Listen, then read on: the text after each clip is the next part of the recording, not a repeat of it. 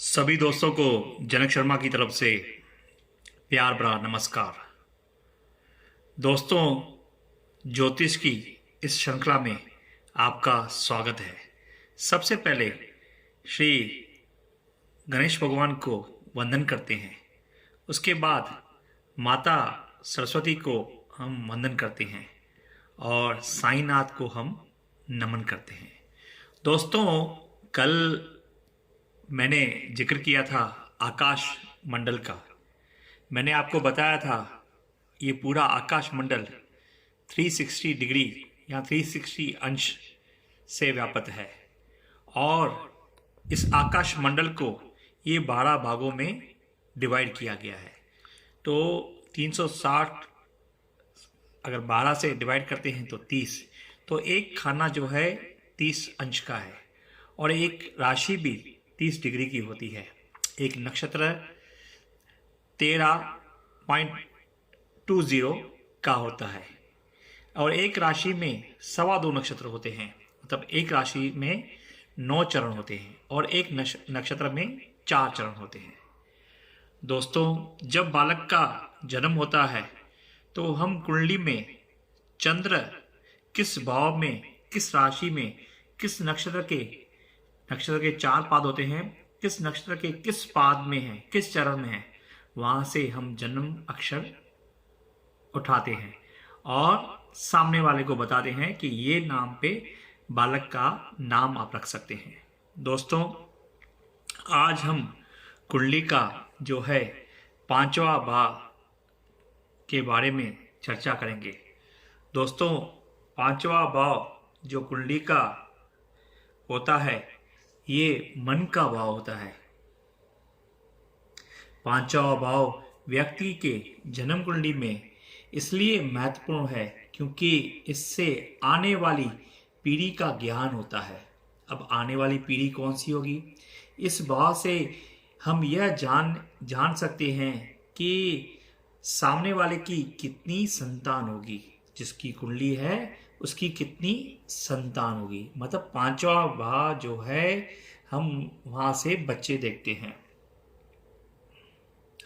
और इसकी संतान कैसे होगी और पुत्र होगा या पुत्रियां होगी और उनके आयु का ज्ञान भी, मतलब बच्चों के आयु का ज्ञान भी ये पंचम स्थान से हम ले सकते हैं। साथ ही साथ संतान का चरित्र, उसका कैरेक्टर, रंग रूप, स्वास्थ्य, उन्नति, अवनति तथा संबंधित व्यक्ति के मतलब जो जातक है उसका संतान से संबंध कैसा रहेगा और किस प्रकार का होगा, अच्छा होगा या बुरा होगा, उसे संतान से फायदा होगा या नुकसान होगा, कि इसकी चर्चा भी इस स्थान से की जाती है।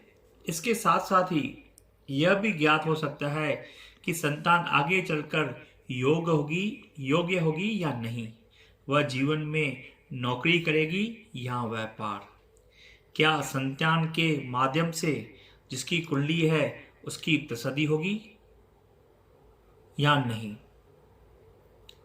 इसके साथ साथ इस भाव से व्यक्ति की हम शिक्षा भी देखते हैं और यह किस प्रकार की शिक्षा को प्राप्त करेगा और शिक्षा के क्षेत्र में यह कितना ऊंचा उठेगा, क्या इसके जीवन में शिक्षा फलदायक रहेगी, मतलब उस शिक्षा से उसे फायदा होगा कि नहीं, आदि तथ्यों का ज्ञान इसी भाव से संभव हो सकता है।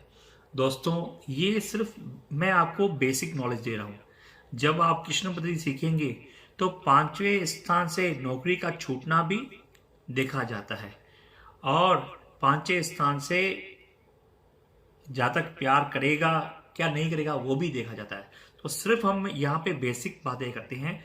आगे चल के हम धीरे धीरे केपी जब सीखेंगे या लाल किताब सीखेंगे तो इसकी चर्चा और ज़्यादा मैं आपसे करूँगा।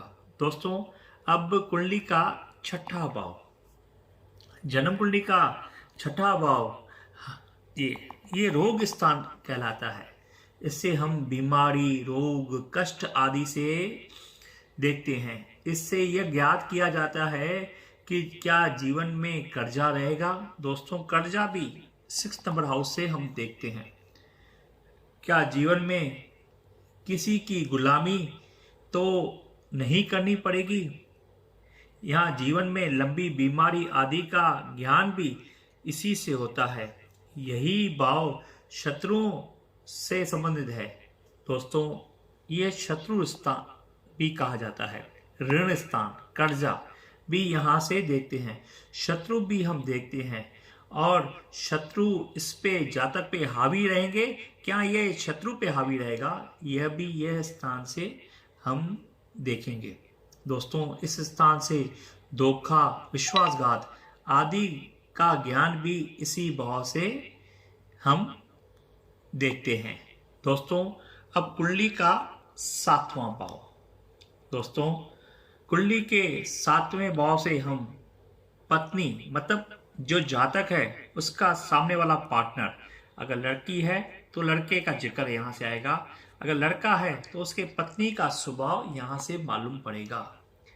इससे ज्ञात किया जाता है कि व्यक्ति का गृहस्थ जीवन किस प्रकार होगा। गृहस्थ जीवन मतलब शादीशुदा लाइफ उसकी कैसी होगी।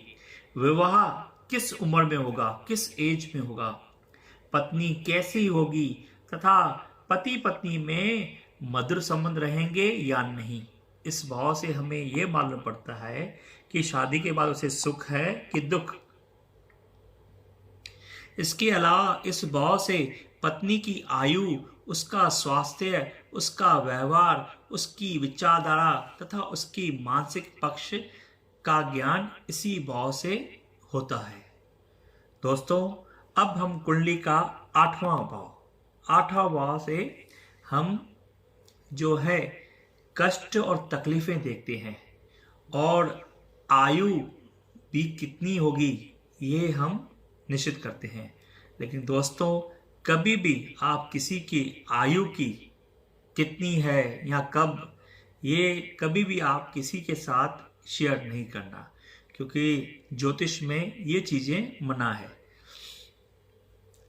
कि व्यक्ति की आयु कितनी है और मृत्यु जो है किस स्थान पे होगी, अस्पताल में होगी या घर पे होगी, मृत्यु का कारण क्या होगा तथा मृत्यु के बाद इस व्यक्ति को सम्मान मिलेगा या अपयश मिलेगा।